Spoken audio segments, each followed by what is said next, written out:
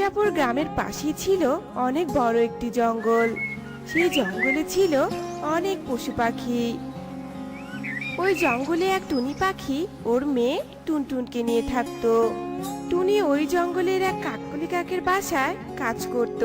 টুনি, I টুনি, শোন, তাড়াতাড়ি আমার ঘরটা পরিষ্কার করে দে তো। খুব নোংরা হয়ে আছে। তোকে কতবার করে বলি কাজে এসে আগে আমার ঘরটা পরিষ্কার করবি, কিন্তু তুই শুনিস না তো। আসলে মালকিন, আমি তো রান্না উঠিয়েছিলাম, তাই ঘর পরিষ্কার করতে পারিনি মালকিন।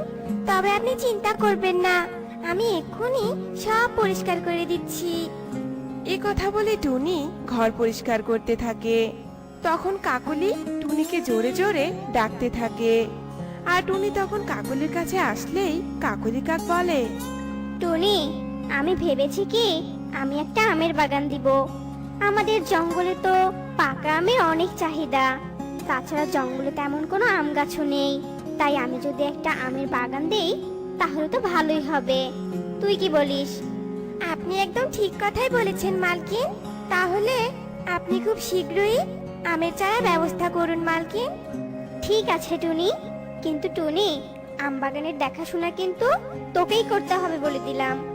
আমি তো আর অত কাজ করতে পারি না, তাই তোর ভরসাতে আমি বাগান দিব কিন্তু।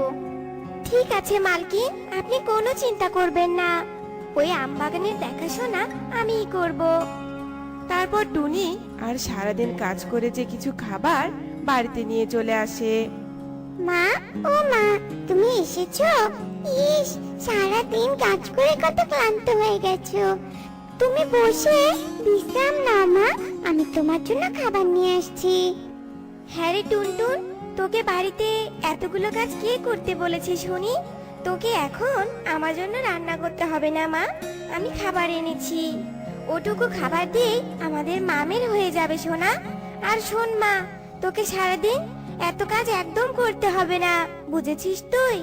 আমি এসেই সব কাজ করে নিতে পারবো। তা হয় নাকি মা?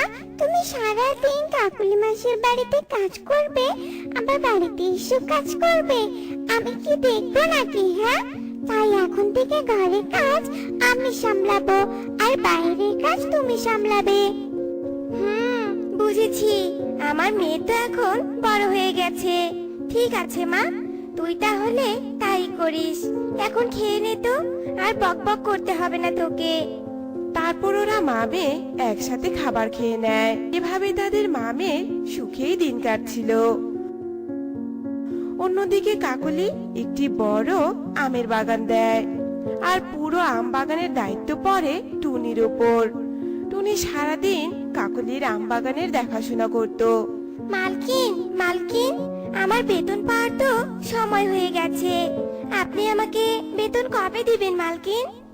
উফ টুনি, তোরা তো বেতন চাই চাই কেন বলতো? আমার কাছে কোনো টাকা নেই, এখন তোকে কোনো বেতন দিতে পারবো না আমি। না না মালকিন, আপনি এভাবে বলবেন না। আমার মেয়েটা হয়তো না খেয়ে থাকবে মালকিন। টুনি এসব বলে কাকলির কাছে টাকা চাইতে থাকে। অবশেষে কাকলি টুনিকে টাকা দিতে রাজি হয়। এভাবেই বেশ কয়েকদিন কেটে যায়।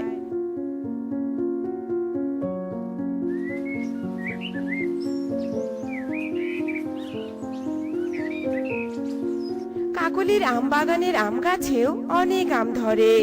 এতে কাকলি অনেক খুশি হয়। তারপর থেকে টুনির আম গাছের পরিচর্যা আরো বাড়তে থাকে। একদিন টুনি কাজ শেষে বাড়িতে গিয়ে দেখে ওর মেয়ে রান্না করছে। কি রে মা, আজ কি রান্না করছিস তুই? দে তো, আমাকে একটু খেতে দে, বড্ড খিদে পেয়েছে রে মা। তারপর টুনটুন ওর মাকে খাবার খেতে দেয়, আর তার সাথে সাথে কাঁচা আমের চাটনিও খেতে দেয়।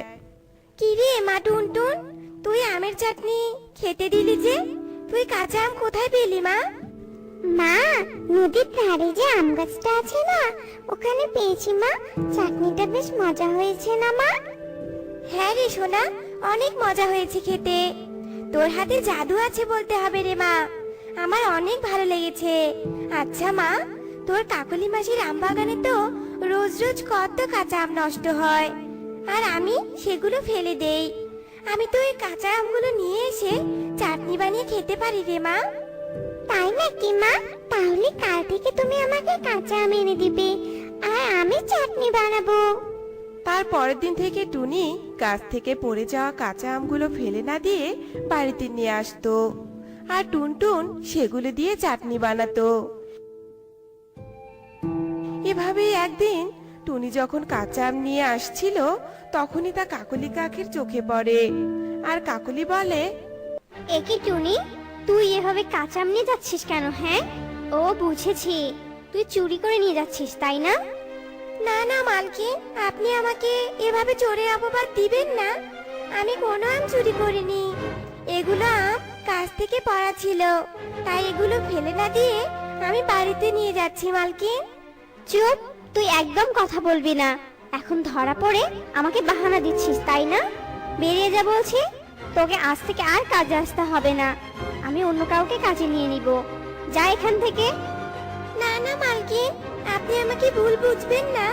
আমি চুরি করিনি, আর কাজ থেকে বাদ দিলে আমি আমার মেয়েকে নিয়ে অনেক কষ্টেই দিন কাটাবো। আমার যে আর কোনো উপার্জন নেই মালকিন। টুনি এভাবে কাকুতি মিনতি করলেও কাকুলি টুনিকে কাজ থেকে বের করে দেয়, আর টুনি কাঁদতে কাঁদতে বাড়ি চলে আসে। তখন টুনটুন জানতে চাইলে টুনি টুনটুনকে সবটা খুলে বলে। কিন্তু না মা, আমি জানি আমার মা চোর নয়। তুমি একদম তাই কষ্ট পেও না মা। কিন্তু মারে, আমাকে তো মালকিন কাজ থেকে তাড়িয়ে দিয়েছে। এবার আমরা কিভাবে চলবো রে মা? আমরা কি খাবো? আর আমাদের তো আজ থেকে না খেয়ে থাকতে হবে রে। টুনির কথা শুনে টুনটুনও অনেক চিন্তায় পড়ে যায়, আর এভাবে বেশ কয়েকদিন কেটে যায়। একদিন টুনটুন ওর মাকে বলে, মা, মা, পেয়েছি বুদ্ধি। আমার হাতে চাটনি নাকি তোমার অনেক ভালো লাগে, তাহলে তো আমরা চাটনি বিক্রি করতে পারি মা। সব পাখিদের নিশ্চয়ই অনেক পছন্দ হবে কাঁচা আমের চাটনি। তুই তো ঠিক কথাই বলেছিস রে মা, কিন্তু মা, তুই কাঁচা আম কোথায় পাবি? মা, আমাদের তো সামান্য জমি আছে, সেই জমিতে যদি আমরা আম বাগান করি তাহলে তো আর আমাদের কোনো সমস্যা থাকবে না মা। তারপর টুনি ওর মেয়ের কথায় রাজি হয়ে যায়, আর সেই সামান্য জমিতে একটা আম বাগান দেয়। আর কিছুদিনের মাঝেই ওই আম বাগানে অনেক আম ধরে। এরপর টুনটুন আর টুনি কাঁচা আমের চাটনি করে। এরপর থেকে ওরা মামে সেই আচার বিক্রি করে সুখেই দিন কাটাতে থাকে। বিরামপুর জঙ্গলে মিনু টুনটুনি তার দুই ছেলেকে নিয়ে বাস করত। মিনু টুনটুনির স্বামী সন্তানদের রেখেই অনেক আগে মারা গেছে। তখন থেকে মিনু টুনটুনি একাই তার দুই সন্তানকে আগলে রাখে। মিনুর বড় ছেলের নাম হলো রাজু টোনা। রাজু টোনা দেখতে অনেক ফর্সা আর হ্যান্ডসাম ছিল, আর ছোট ছেলে অনেকটা শ্যামবর্ণের ছিল। মিনু বরাবরই ফর্সাদের একটু বেশি পছন্দ করত। এরপর একদিন দুই ছেলে অফিস থেকে বাসায় আসে। বাবা রাজু, বাবা রকি, তোরা দুজন হাত মুখ ধুয়ে আমার এখানে এসে একটু বস তো। তোদের সাথে একটা গুরুত্বপূর্ণ কথা আছে। আচ্ছা মা, ঠিক আছে, তুমি বসো, আমরা এক্ষুনি আসছি। এরপর তারা দুজনে হাত মুখ ধুয়ে মায়ের পাশে এসে বসে। এরপর মিনু টুনটুনি ওদের বলে, তোরা দুজনেই এখন বড় হয়েছিস, ভালো চাকরি করছিস, আমারও তো বয়স হয়েছে। আমি আর কতই একা থাকি বল বাবা। তাই আমি ঠিক করেছি তোদের দুই ভাইকে একসাথে বিয়ে করাবো। তোমার যা ইচ্ছে মা। আমি তোদের জন্য মেয়েও দেখে রেখেছি। তোদের যদি কোনো আপত্তি না থাকে তো আগামী পরশুদিন আমি তোদের দুজনের বিয়ের আয়োজন করব। আচ্ছা মা, আমাদের কোনো আপত্তি নেই। তোমার যেটাই ভালো আমরা সেটাতেই ভালো মা। আমারও কোনো আপত্তি নেই মা। আচ্ছা ঠিক আছে বাবা। এরপর নির্ধারিত সময় অনুযায়ী মিনু টুনটুনি ওদের বিয়ে দেয়। রাজু টোনার বউ মুন্নি ছিল অনেক ফর্সা আর অনেক বড় ঘরের মেয়ে, আর রকি টোনার বউ ছিল টুনি। সে দেখতে অনেক কালো ছিল, আর বাপের বাড়িতে তার তেমন কিছুই ছিল না। কিন্তু পাহাড় সমান একটা মন ছিল তার। বাবা, তোদের কি দুজনের বউ পছন্দ হয়েছে? মা, ও মা, তুমি যাকে পছন্দ করেছো সেটাই আমাদের পছন্দ মা। ছেলেদের মুখে এমন কথা শুনে মিনু টুনটুনি অনেক খুশি ছিল। মুন্নি ফর্সা আর বড় ঘরের মেয়ে হওয়ার কারণে মিনু টুনটুনি ওকে অনেক পছন্দ করে আর অনেক বেশি ভালোবাসতো। বাড়ির কোনো কাজে তাকে হাত দিতে দিত না। আর ছোট বউ অনেক কালো আর গরিব ঘরের মেয়ে হওয়ায় তাকে দিয়ে বাসার সমস্ত কাজ করিয়ে নিত। একদিন মিনু টুনটুনি টুনিকে বলে, টুনি বৌমা, এখন থেকে আরো সকাল সকাল ঘুম থেকে ওঠার অভ্যাস করবে কেমন? একাই কিন্তু পুরো বাড়ি সামলাতে হবে তোমাকে। আমার বয়স হয়েছে, আর মুন্নি অনেক বড় ঘরের মেয়ে, সুন্দরী, ওকে দিয়ে তো কোনো কাজ করানো যাবে না। আচ্ছা ঠিক আছে মা, আপনাদের কাউকে কিছু করতে হবে না, আমি একাই সবটা করে নিব মা। এরপর থেকে টুনি একাই বাসার সমস্ত কাজ করতে থাকে। কাজে যদি কখনো কোনো ভুল হতো তখন মুন্নি টুনটুনি ওকে ধরে অনেক মারতো। এরপর একদিন মিনু টুনটুনি সবাইকে বলতে থাকে, আগামী পরশুদিন তোমাদের সুখী মাসির ছেলের বিয়ে, আমাদের নিমন্ত্রণ করেছে, আমাদের সবাইকে যেতে বলেছে কিন্তু। তাই নাকি মা? আমাকে তো তাহলে কালই পার্লারে যেতে হবে ফেসিয়াল করার জন্য, সুন্দর হতে হবে না? আচ্ছা ঠিক আছে বৌমা। এসব কথা বলা শেষে সবাই যে যার ঘরে চলে যায়। এরপর মিনু টুনটুনি অনেকগুলো গহনা বের করে আর মুন্নিকে ডাকতে থাকে। মুন্নি বৌমা, ও মুন্নি বৌমা, এদিকে একটু এসো তো মা। আমাকে ডাকছিলেন মা? হ্যাঁ মা, এই গহনাগুলো দেখো তো কেমন হয়েছে। তুমি তো অনেক সুন্দরী, সবকিছুতেই অনেক সুন্দর মানায় তোমাকে। আমার মনে হয় এই গহনাগুলোতেও তোমাকে অনেক সুন্দর মানাবে। তারা যখন এভাবে কথা বলছিল তখনই টুনি একটা ছোট গয়না এনে মিনু টুনটুনিকে বলতে থাকে, মা, ও মা, দেখুন তো আমাকে এই গয়নাটা দিয়ে কেমন লাগবে? পরশু বান্টির বিয়েতে পরে যাব আমি। তুমি তো দেখতে পুরো ভূতের মতো, গহনা পরলে ভূতকে যেমনটা লাগে তোমাকেও ঠিক তেমনটাই লাগবে। আর আমার বড় বৌমাকে দেখো, যেটাই পরে সেটাতেই পুরো পরীর মতো লাগে, কি সুন্দর দেখতে। শাশুড়ির মুখে এসব কথা শুনে টুনি অনেক কষ্ট পায় আর নিজের ঘরে গিয়ে কান্না করতে থাকে। এরপর রকি বাড়ি ফিরে আসে আর টুনি তাকে সব কথা খুলে বলে। পাগলি বউ আমার, এভাবে কেউ কাঁদে নাকি? হ্যাঁ, তুমি এই বাড়ির সবার থেকে সুন্দর, বুঝেছো? তোমার তো শুধু উপরটাই কালো আর তোমার মনটা অনেক সুন্দর, যে সুন্দরটা আমি ছাড়া আর কারো চোখেই পড়ে না টুনি।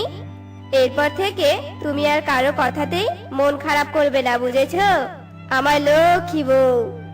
এভাবেই সেই দিনটা কেটে যায়। এরপর পরের দিন সকাল হতেই মুন্নি টুনিকে বলে, শোন টুনি, আমি একটু পার্লারে যাচ্ছি, আমার মুখটা ফেসিয়াল করতে হবে। এভাবে তোর মতো ঘরে বসে বসে আমি তো আর মুখটাকে নষ্ট করতে পারি না। তুই তো কালি পেতনি, তুই রূপচর্চা কি বুঝিস? এই বিষয়ে তোর কোনো ধারণাই নেই। যাকগে, তোকে বুঝিয়ে আমার লাভ নেই। আমার ঘরটা একটু গুছিয়ে রাখিস, মেঝেটাও পরিষ্কার করিস। আমার আজকে আসতে একটু লেট হবে, আজকে অনেকক্ষণ ধরে ফেসিয়াল করব। আচ্ছা ঠিক আছে। মুন্নির এমন কথায় টুনি অনেক কষ্ট পায়, মনে মনে সব কষ্ট লুকিয়ে রাখে, কাউকে কিছুই বলে না। এরপর বিয়ের দিন চলে আসে। সবাই মিলে সেজে গুজে বান্টির বিয়েতে যায়। বান্টি মুন্নির কানে কানে বলে, মুন্নি বৌদি, তুমি একটু দেখো তো টুনি বৌদি যেন আমার বিয়ের সব কাজে না আসে, আর আমার ফটোশুটেও যেন না আসে। ও আসলে আমার বিয়ের পরিবেশটাই নষ্ট হয়ে যাবে। তুমি চিন্তা করো না গো, আমি টুনিকে আসতে দিব না। তারা যখন এসব কথা বলছিল তখনই সেখানে টুনি আসে আর মুন্নিকে বলে, দিদি, আমি চন্দন পেটেছি, মায়ের চন্দনগুলো বান্টির কপালে লাগিয়ে দিতে বললো। দেখি বাটিটা দে তো। আর ভেতর থেকে মিষ্টির ডালাটা নিয়ে আয়। মুন্নি টুনিকে কায়দা করে ভিতরে পাঠিয়ে দেয়। এদিকে সব ফটোশুটের কাজ সেরে ফেলে। সেই ফটোগুলোতে সবাই থাকে, শুধু টুনি ছাড়া। টুনি মিষ্টি নিয়ে এসে এসব কিছু দেখতে পেয়ে মনে মনে অনেক কষ্ট পায়। এরপর টুনি রকিকে ডেকে নিয়ে বলে, শোনো না গো, আমার শরীরটা বেশ খারাপ লাগছে, আমি বাড়ি চলে যাই। তোমরা বিয়ের অনুষ্ঠান শেষ করে না হয় বাড়ি এসো, কেমন? সে কি টুনি, তুমি এসব কি বলছো? তোমার শরীর খারাপ লাগছে? তাহলে আমিও যাই তোমার সাথে বাড়িতে। না না, তুমি এখানেই থাকো, এখানে তো অনেক কাজ আছে, তাই না? তোমার থাকাটা দরকার। আচ্ছা ঠিক আছে টুনি, তুমি সাবধানে যেও তাহলে। এরপর টুনি খুব কষ্টে কান্না চেপে রেখে মিথ্যা বলে বাড়িতে চলে যায়। এরপর সব অনুষ্ঠান শেষ করে ওরা বাসায় ফিরছিল। হঠাৎই মিনু টুনটুনি হোঁচট খেয়ে মাটিতে পড়ে যায় আর তার পা ভেঙে যায়। মাথা ফেটে গিয়ে রক্তক্ষরণ হতে থাকে। তখন সবাই মিলে মিনু টুনটুনিকে হাসপাতালে নিয়ে যায়। মিনু টুনটুনিকে দেখে ডাক্তার উল্লু পেঁচা বলে, মিস্টার রাজু, আপনার মাকে বাঁচাতে চাইলে এক্ষুনি কাউন্টারে 2 লক্ষ টাকা জমা দিতে হবে। এক্ষুনি অপারেশন করতে হবে। এত টাকা কোথায় পাবো এই মুহূর্তে? আমি কোনো টাকা পয়সা দিতে পারবো না। কিভাবে তোমরা তোমাদের মাকে বাঁচাবে সেটা তোমরাই ভালো জানো, আমি পারবো না। এরপর রকি টুনিকে ফোন করে সবটা খুলে বলে। এসব শুনে টুনির মনে অনেক মায়া হয়। এরপর টুনি তার গহনাগুলো বিক্রি করে কিছু টাকা পায় আর সেসব টাকা নিয়ে হাসপাতালে কাউন্টারে জমা দেয়। এরপর ডাক্তাররা মিনু টুনটুনির অপারেশন শুরু করে। টুনি, তুমি আমার মায়ের জন্য যা করলে তার জন্য আমি চিরকৃতজ্ঞ থাকবো তোমার কাছে টুনি। এভাবে বলো না গো, উনি তো আমার মা, তাই না? মায়ের জন্য সন্তান এটুকু করবে না? এরপর মিনু টুনটুনির অপারেশন শেষ হয়ে যায়। কয়েক ঘন্টা পর মিনু টুনটুনির জ্ঞান ফিরে আসে। এরপর ডাক্তার মিনু টুনটুনিকে সব কথা খুলে বলে। হায় ঈশ্বর, আমি এটা কি করেছি? মা টুনি, আমাকে তুমি ক্ষমা করে দাও। আমি না বুঝে তুমি কালো বলে তোমার সাথে কতই না অন্যায় করেছি, কত কষ্ট দিয়েছি তোমাকে আমি। আমাকে ক্ষমা করে দাও মা। ছি ছি মা, এসব আপনি কি বলছেন? এসব আর কখনো বলবেন না মা। আপনি তো আমার মা, আর মা কখনো সন্তানদের সাথে ভুল করতে পারে বলুন তো? আপনি যা করেছেন আমি সবকিছুই আশীর্বাদ হিসেবে নিয়েছি মা। এসো মা, তুমি আমার বুকে এসো। আমি এতদিন চোখে কালো চশমা পরেছিলাম, যার কারণে ঠিক ভুল কিছুই বুঝতে পারিনি মা। এসব বলে মিনু টুনটুনি টুনিকে বুকে জড়িয়ে নেয় আর বুকে জড়িয়ে নিয়ে মিনু টুনটুনি অনেক কান্না করতে থাকে। এরপর বিকেল হতেই ওরা সবাই বাসায় ফিরে আসে। তারপর থেকে সবাই মিলে একসাথে সুখে শান্তিতে তাদের দিন কাটাচ্ছিল। টোনা, আমার পেট খুব ব্যথা করছে টোনা। উফ, আমার মনে হয় ডিম দেওয়ার সময় হয়ে গেছে। পেটটা বড্ড ব্যথা করছে টোনা। সত্যি বলছো? আমার তো খুব আনন্দ লাগছে তোমার এই কথাটা শুনে। মুন্নি, তুমি বাসায় রেস্ট নাও, আমি তোমার জন্য খাবার নিয়ে আসছি। আর হ্যাঁ মুন্নি, যতদিন না আমাদের সন্তান পৃথিবীতে আসছে ততদিন তোমাকে আমি খাবার খুঁজতে যেতে দিব না। আমি নিজেই খাবার খুঁজে এনে তোমাকে দিব, ঠিক আছে? এতক্ষণ আমরা যাদের কথা বলতে দেখলাম তারা হলো টোনা আর টোনার স্ত্রী মুন্নি। টোনার স্ত্রী প্রথম ডিম দিবে, সেই জন্য টোনা অনেক খুশি। টোনা তার স্ত্রীকে বাসায় রেখে খাবার খুঁজতে যায়। এদিকে মুন্নি একটা ডিম দেয়। বেশ কিছুক্ষণ পর টোনা মুন্নির জন্য খাবার নিয়ে আসে। মুন্নি, এই নাও, তোমার জন্য আমি খাবার নিয়ে এসেছি। টোনা দেখো, আমি কত সুন্দর একটা ডিম দিয়েছি। এখন শুধু আমাদের সন্তান পৃথিবীতে আসার অপেক্ষা। এইভাবেই আরো বেশ কিছুদিন কেটে যায়। অবশেষে টোনার মুন্নির অপেক্ষার অবসান ঘটিয়ে ডিম থেকে একটা সুন্দর ফুটফুটে মেয়ে বাচ্চা বের হয়ে আসে। টোনা দেখো দেখো, আমাদের কত সুন্দর বাচ্চা হয়েছে। আচ্ছা টোনা, তুমি আমাদের মেয়ের নাম কি রাখবে গো? আমাদের মেয়ের নাম হলো টুকি।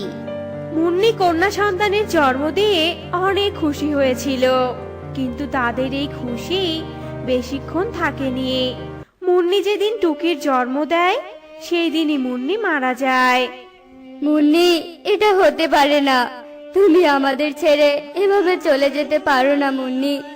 এখন আমি এই ছোট্ট বাচ্চাটাকে নিয়ে কি করব, কোথায় যাব মুন্নি? এসব বলেই টোনা অনেক কাঁদতে থাকে। এভাবেই কয়েকদিন কেটে যায়। টোনা তার ছোট মেয়ের দেখাশোনা করার জন্য টুনিকে বিয়ে করে নিয়ে আসে। টুনি, তুমি আমার মেয়েটাকে কোনোদিন মায়ের অভাব বুঝতে দিও না। টোনা, তুমি কোনো চিন্তা করো না। টুকি আজ থেকে আমারও মেয়ে। আমি টুকির মা। আমি ওকে অনেক ভালোবাসবো আর অনেক আদর করব। টুনি টুকিকে অনেক আদর করে, একদম নিজের মায়ের মতো। টুকিও টুনির সব কথা শোনে। টুনি টুকিকে গোসল করিয়ে দেয়, খাবার খাইয়ে দেয়। এভাবে হাসি খুশিতে তাদের দিন কাটতে থাকে। একদিন হঠাৎ করে টুকির গায়ে ফোসকা ওঠে। এ কি রে মা, তোর গায়ে এসব কি হয়ে গেল? তোর বাবা কাজ থেকে বাড়িতে আসলে তোকে ডাক্তারের কাছে নিয়ে যাব। কি যে হলো তোর শরীরে কিছুই তো বুঝতে পারছি না। এরপর টোনা কাজ থেকে বাড়িতে ফিরে আসে, আর বাড়িতে এসে টুকির শরীরে ফোসকা দেখে ডাক্তারের কাছে নিয়ে যায়। আর তা দেখে ডাক্তার বলে, এই ঔষধগুলো খাইয়ে দিবেন। তবে এটা যে কি রোগ হয়েছে সেটা আমিও বুঝতে পারছি না। তবে যত সম্ভব এই মেয়েকে অন্যের থেকে দূরে দূরে রাখবেন, কারণ আমার মনে হয় এই রোগ অন্য কারো হতে পারে। এটা মনে হয় ছোঁয়াচে রোগ। এই শুনে টোনা আবার টুকিকে বাড়িতে নিয়ে আসে। এইভাবে আরো বেশ কিছুদিন কেটে যায়। কোনো ওষুধেই টুকির কিছুই হয় না। টুকির এই রোগের কথা পুরো বনে ছড়িয়ে পড়ে। একদিন শালিক বলে, জানো দিদি, শুনলাম টুনির মেয়ে নাকি বড় ধরনের রোগ হয়েছে। কোনো ওষুধে কোনো কাজ হচ্ছে না গো। হ্যাঁ গো শালিক দিদি, আমিও তো সেটাই শুনলাম। আমি আরো কি শুনেছি জানো? এই রোগটা নাকি ছোঁয়াছে। যে ওই মেয়ের স্পর্শে যাবে তারই নাকি এই রোগটা হবে গো। তাহলে তো খুবই মুশকিলের কথা। টুকি তো আমাদের বাচ্চাদের সাথে খেলা করে, আর ওর বাবা মা তো আমাদের সাথে মেলামেশা করে। তাহলে তো আমাদের এই রোগটা হতে পারে, তাই না? না না বাবা, ওই মেয়েকে এই বনে রাখতে দেওয়া যাবে না। ঠিকই বলেছো দিদি, ওই মেয়েটা একটা অভিশাপ এই বনের জন্য। ওর জন্য বনের সব পাখিদের জীবন বিপদে পড়েছে। ওকে এই বন থেকে তাড়িয়ে দিতে হবে। চলো শালিক দিদি, আমরা এই খবরটা বনের সবাইকে বলে দেই। এই বলে শালিক আর বিউটি বনের সবাইকে টুকির রোগের কথা বলে। আর পরের দিন টোনা যখন কাজে যায় তখন সবাই টোনার বাড়িতে যায় আর বলতে থাকে, তোর মেয়ে একটা অভিশাপ। আমরা এই মেয়েকে এই বনে থাকতে দিব না। আমরা ওকে নদীতে ভাসিয়ে দিব, বুঝতে পেরেছিস? কি বলছো সবাই? এটা কোনো ছোঁয়াচে রোগ নয়, আর এটা কোনো অভিশাপ নয়। তোমরা এমন কাজ করবে না। আমার মেয়েটা অনেক ছোট, তোমরা ওকে ছেড়ে দাও, ওকে কিচ্ছু করো না। কিন্তু বনের কেউ তার কথা শোনে না। না শুনেই টুকিকে কলার পাতায় করে নদীতে ভাসিয়ে দেয়। এরপর টুকি কলা পাতায় নদীতে ভাসতে থাকে। মা, কোথায় তুমি? আমাকে এখান থেকে নিয়ে যাও মা, আমার অনেক ভয় করছে। মা, মা, কোথায় তুমি? এই বলেই টুকি কান্না করতে থাকে। টুকি ভাসতে ভাসতে এক পর্যায়ে ডুবে যেতে ধরে। তখনই সেখানে একটা সাপ আসে। সাপটা টুকিকে কান্না করতে দেখে সাপের অনেক মায়া হয়। কত কত সুন্দর ফুটফুটে বাচ্চা। কে কে এত নির্দয় যে এত সুন্দর বাচ্চাকে এইভাবে নদীতে ভাসিয়ে দিয়েছে? এই বাচ্চাটাকে আমার বাঁচাতেই হবে। এ কথা বলে সাপটি টুকিকে ডাঙ্গায় নিয়ে যায় আর একটা নাগিন রূপ ধারণ করে। টুকি ছোট থাকার কারণে ওর শুধু নামটাই মনে থাকে, আর কিছুই মনে থাকে না। তোমার তোমার নাম কি শুনি? তুমি কোথায় থেকে এসেছো? তোমার বাবা মার নাম কি আমাকে বলো। আমার নাম টুকি। আমার মা কোথায়? আমি মায়ের কাছে যাব। আমার তো কিছুই মনে নেই। আমার কিছু মনে নেই কেন? এই বলেই টুকি অনেক কান্না করে। টুকির কান্না দেখে নাগিন বলে, তুমি তুমি কান্না করো না টুকি মা, আমি তোমার মাছ থেকে। এই বলে নাগিন টুকিকে জড়িয়ে ধরে, আর নাগিন তার শক্তি দিয়ে টুকিকে ভালো করে দেয়। এরপর থেকেই নাগিন টুকিকে বড় করতে থাকে। একদিন টুকি তার মা নাগিনকে বলে, মা, তুমি আমাকে আজকে বনে ঘুরতে নিয়ে যাবে? মা, চলো না আমাকে নিয়ে বনে, আমি তো বনে ঘুরতে যাব। ঠিক আছে মা, চল চল তবে। এই বলেই টুকি আর তার মা নাগিন বনে ঘুরতে যায়। অন্যদিকে টুকিকে নদীতে ভাসিয়ে দেওয়ার কারণে টুকির বাবা টোনা টুকির চিন্তায় মারা যায়, আর টুনি পাগল হয়ে বনে বনে ঘুরে বেড়ায়। এমন সময় টুকির সাথে টুনির দেখা হয়। টুনি পাগল হওয়ার কারণে টুকিকে চিনতে পারে না, কিন্তু টুকি ঠিকই তার মাকে চিনতে পারে, কেননা টুকির যে তার মায়ের চেহারা আবছা আবছা মনে ছিল, শুধু নামটাই বলতে পারতো না। মা, মা, তুমি কেমন আছো মা? তোমার এই অবস্থা কেমন করে হলো মা? তুমি আমাকে চিনতে পারছো না মা? এই বলেই টুকি টুনিকে জড়িয়ে ধরে। টুনি পাগলের মতো আচরণ করে আর বলতে থাকে, এই, কে তুই? কে তুই? সরে যা, সরে যা বলছি। এই যা যা যা, যা আমার সামনে থেকে চলে যা। শোন, আমি শুধু টুকির মা। আমার টুকির মা আমি তোর মা নই। যা যা যা, আমাকে একদম ছুবি না। চলে যা বলছি। আমি তোমার টুকি মা, দেখো ভালো করে আমাকে। আমার নাম তো টুকি, আমি তোমার মেয়ে। এরপর টুকি তার নাগিন মাকে বলে, মা, এ হলো আমার আসল মা। দেখো না মা, আমার মা আমাকে চিনতে পারছে না। আমার মা আমাকে ছাড়া পাগল হয়ে গেছে। নাগিন ওদের মামের ভালোবাসা দেখে মুগ্ধ হয়ে যায়, আর তার জাদু শক্তি দিয়ে টুনিকে ভালো করে দেয়। মা টুকি, তুই বেঁচে আছিস? তোকে আমি কত খুঁজেছি জানিস? তোকে না পেয়ে চিন্তায় চিন্তায় তোর বাবা যে মারা গেছে। চল মা, আমার সাথে চল, আমরা বাড়ি ফিরে যাই।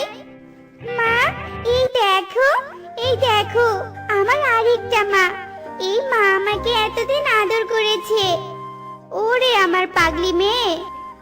এরপর টুনি নাগিনকে ধন্যবাদ দিয়ে তার কাছ থেকে বিদায় নিয়ে আবার ওই বনে ফিরে আসে, আর সুখে শান্তিতে দিন কাটাতে থাকে।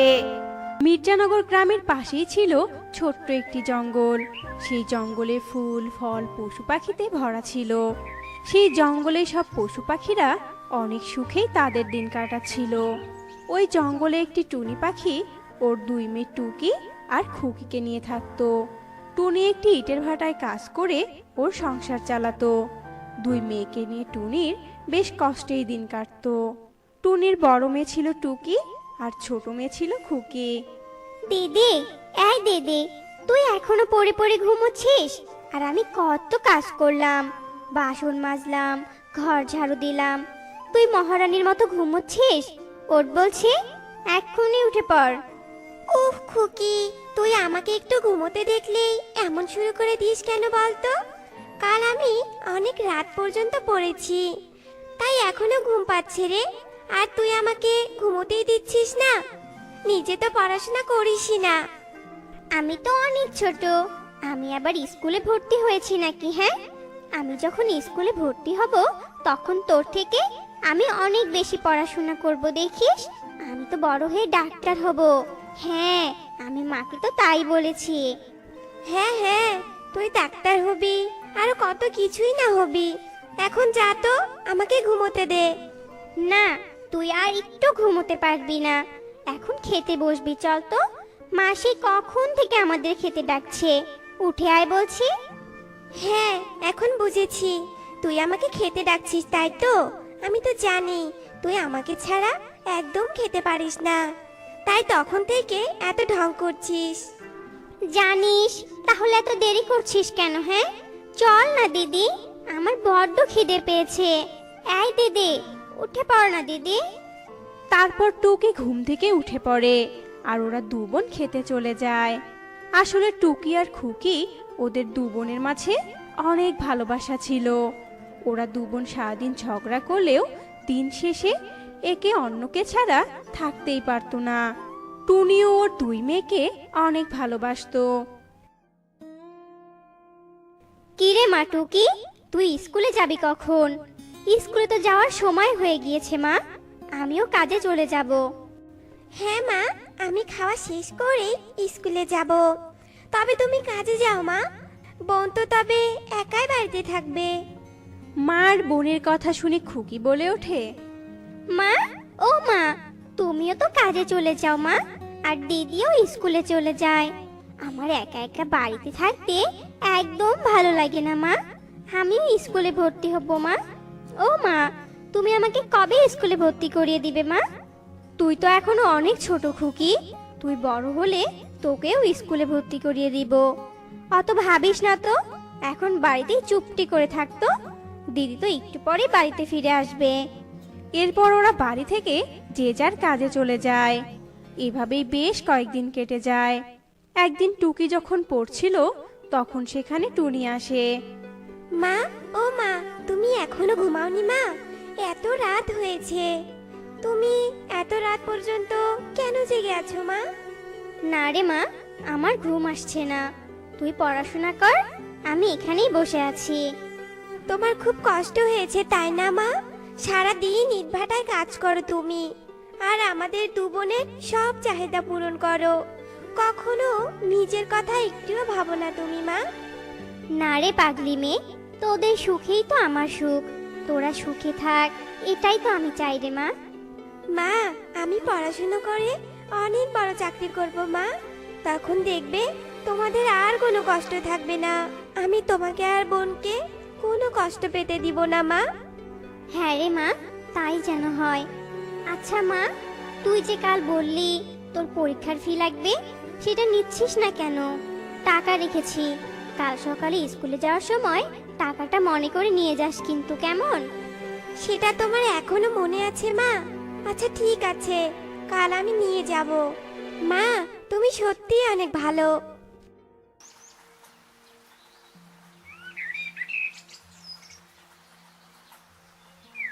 পরের দিন সকালে টুকি ওর মায়ের থেকে টাকা নিয়ে স্কুলে যায়।